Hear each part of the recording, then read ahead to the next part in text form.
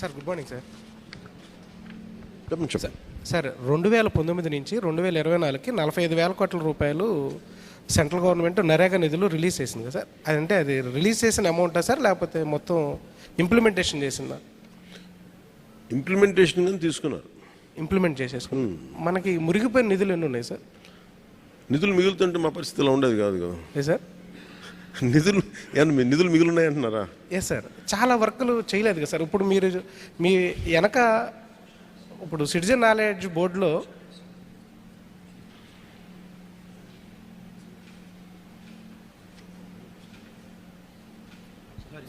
Sir చెప్పండి sir 2019 నుంచి 2024 దాకా మొత్తం 45,000 కోట్ల రూపాయల నిధులు మంజూరు అయినాయా సార్, లేకపోతే మనం యూటిలైజేషన్ చేసామా? యూటిలైజ్ చేశారు. యూటిలైజ్ చేసాం. అసలు మంజూరైన నిధులు ఎన్ని sir?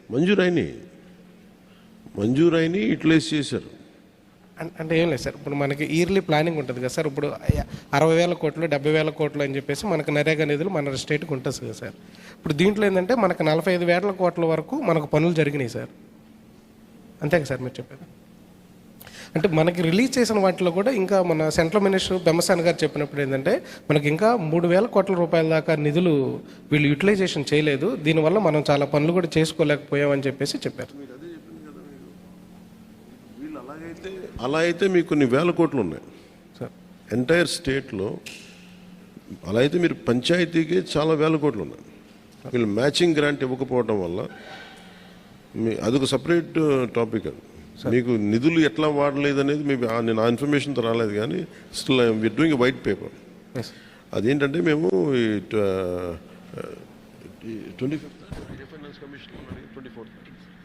15th finance commission grants ఇంకా వాళ్ళు సరిగ్గా ఉపయోగించుకోలేదు. మరి చాలా గ్రాంట్స్ అట్లా ఉండిపోయినాయి, ఎందుకంటే వీళ్ళు మ్యాచింగ్ గ్రాంట్ ఇవ్వకపోవడం వల్ల. సో మీరు అలా తీసుకుంటే దాని it will be more than few thousands of crores, not just that part will let you know. ఆ ఇన్ఫర్మేషన్ ప్రస్తుతం నా దగ్గర లేదు. అంటే ఏమే సార్, ఇప్పుడు నరేగాకి చేసేటటువంటి పనులు మీరు 84 రకాల పనులు ఉన్నాయని చెప్పారు.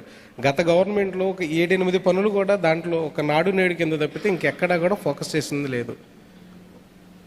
ఎక్కడ కూడా నాడు నేడు తప్పితే ఇంకా మిగతా ఏ పనులు కూడా ఇప్పుడు మీరు సిటిజన్ బోర్డు పెట్టారు కదా సార్, వాళ్ళు ఒక చెప్పాను ఏ పనులు చేశారో ఎవరికి చెప్పలే. మేజర్ 2 ఇష్యూస్ అక్కడ. 2 కరోనా పీరియడ్స్లో అది ఇష్టారాజ్యంగా వాడుకున్నారు. అది ఇండిపెండెంట్ వర్క్స్కి వెళ్ళిపోయినాయి ఎక్కువ, లేదంటే జనరల్గా డబ్బులు ఇచ్చి ఏ పని చేయించకుండా వదిలేశారా, ఇవన్నీ ఓన్లీ ఒక సోషల్ ఆడిట్, గతంలో జరిగిన సోషల్ ఆడిట్ మీద కొంత నివేదికలు తీస్తే దాని మీద ఉంటుంది.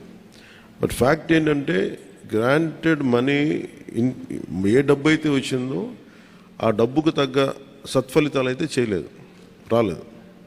అదైతే జరిగింది. అది ఎంత స్థాయిలో జరిగింది, ఏ స్థాయిలో జరిగింది అనేది మేము సోషల్ ఆడిట్ ద్వారా చేయమని చెప్పాము. సార్ ఫార్మా ఇష్యూ మీద, అది వైజాగ్ ఫార్మా ప్రమాదం మీద మీరు నిన్న రివ్యూ కూడా చేశారు కదా సార్. నిన్న వైజాగ్ ఫార్మా ప్రమాదం మీద రివ్యూ కూడా చేశారు. దాంట్లో యాజమాన్య వాళ్ళ నిర్లక్ష్యం ఉందని కూడా చెప్పారు. దానికి సంబంధించి మీ రెస్పాన్స్ అంటే ఇది నిన్న జరిగిన అనకాపల్లి జిల్లా అచ్యుతాపురం ఫార్మాసిస్లో జరిగింది. చాలా బాధ కలిగింది. చాలా ఇది రిపీటెడ్గా మొన్న 3 వీక్స్ బ్యాక్ కూడా జరిగింది. 1-2 చనిపోయారు. నేను ఎప్పటికప్పుడు అడుగుతూ ఉన్నాను, ఇది పొల్యూషన్ కంట్రోల్ బోర్డు కింద రాదు. అంటే ఎన్ని ప్రమాదాలు మీకు అందరికీ తెలిసిందే.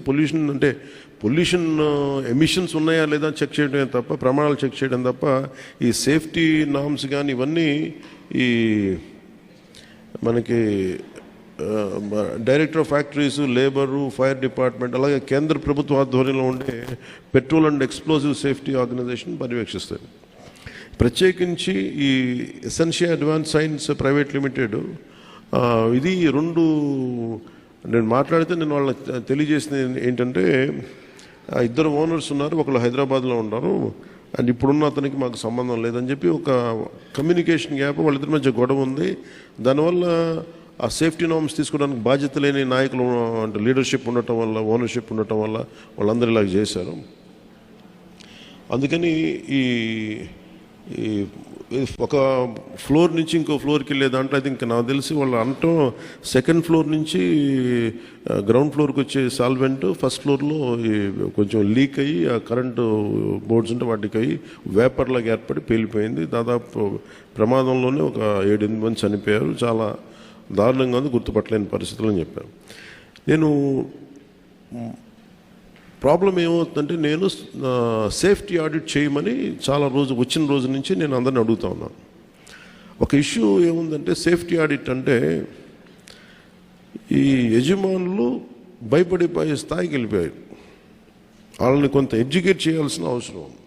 ఇప్పుడు ఎనీ టైం సేఫ్టీ ఆడిట్ అనగానే మా పరిశ్రమలు మూసేస్తారా, లేదంటే ఏం జరుగుతాయి, ఎలాంటి రిపోర్ట్స్ ఉంటాయంటే there are lot of gaps in safety ఇష్యూస్లో చాలా గ్యాప్స్ ఉన్నాయి. సో అందుకని నేనేం చెప్పానంటే ఇండిపెండెంట్గా పిలవండి. నేను ఆల్రెడీ ఒక రౌండ్ ఆఫ్ మీటింగ్స్ నేను పారిశ్రామికవేత్తలతో చేశాను, ఎస్పెషల్లీ వైజాగ్ ఏరియాలో. హిందుస్థాన్ మన షిప్పింగ్ యార్డ్ వాళ్ళతో కూర్చోబెట్టి నేనేం చెప్పానంటే మీరు ఎన్ని చర్యలు తీసుకుంటారు పనిచేసే వాళ్ళకి కానీ పొల్యూషన్ కంట్రోల్ నామ్స్కి సంబంధించి మీరు ఎలాంటి చర్యలు తీసుకుంటున్నారు మాకు వివరించండి అంటే మేము వాళ్ళు గతంలో కంటే ఇప్పుడు బాగా చేస్తూ ఉంటాను కానీ they are not to the satisfactory level. ఇప్పుడు ఒకేసారి మనం ఈ పొల్యూషన్ ఇవన్నీ మన ఈ నామ్స్ అన్నీ పెడితే ఇండస్ట్రీ షుడ్ కమ్ ఫార్వర్డ్. అంటే ఇది నేను ప్రత్యేకించి చాలా రోజుల నుంచి నేను కోరుకుంటా ఉన్నాను. నేను ప్రత్యేకించి మరీ చెప్తున్నాను. ఇప్పుడు అంటే నేను ఎందుకు కొంత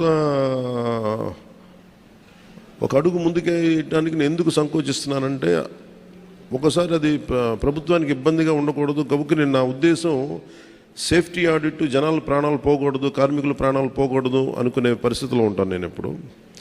అలాంటిది మళ్ళీ ఇది ఇలాంటి సేఫ్టీ ఆడిట్ చేస్తే ఉన్న పరిశ్రమలు వెళ్ళిపోతాయి అని చెప్పి ఒక వదంతి ఉంది. అది కొంచెం మాట్లాడతారు నాతోటి, మీరు ఇలా చేస్తే పరిశ్రమలు వెళ్ళిపోతాయి, పరిశ్రమలకి అనుకూలమైన వాతావరణం ఉండదు అంటే. నా ఉద్దేశం ఏంటంటే అది కనీస భద్రత అనేది పరిశ్రమలు ఇవ్వాల్సింది కదా. నేను పరిశ్రమల్లో ఇంక్లూడింగ్ ఆక్వా వాళ్ళకు కూడా చెప్పాను. సో గ్రేట్, చాలా సంపాదన ఉంది, రాష్ట్రానికి ఆదాయం ఉంది, మనకి పరిశ్రమల వల్ల చాలా సంపాదన ఉంది. కానీ ప్రయారిటీ ఎవరైతే పని చేస్తారో వాళ్ళకి ప్రాణరక్షణ కూడా చాలా అవసరం కదా. ఆ నామ్స్ ఏంటి ఒకసారి మాట్లాడదామని